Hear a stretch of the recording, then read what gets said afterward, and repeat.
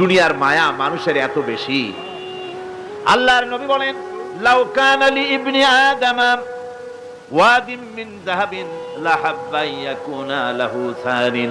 এই পৃথিবীতে যদি কাউকে একটা মাঠ ভরে যদি সোনা দেওয়া যায়, লোকটা বলবে রব্বুল আলামিন, আমি যদি আরেকটা মাঠ এরকম সোনা ভরা পেতাম। দ্বিতীয় আরেকটা মাঠ দেওয়া হলে আবার বলবে, যদি তৃতীয় আরেকটা মাঠ সোনা ভরে যদি পেতাম।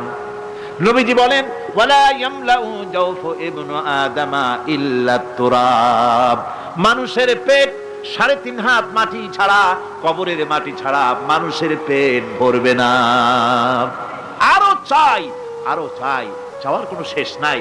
মানুষ এভাবে করে দুনিয়ার মহব্বতে এমনি পাগল হয়ে যায়, শুধু দুনিয়ার মহব্বত, পরকালকে বেমালুম ভুলে যায়।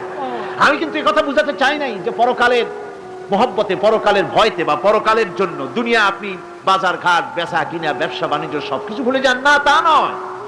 ভুল বোঝার কোনো কারণ নাই।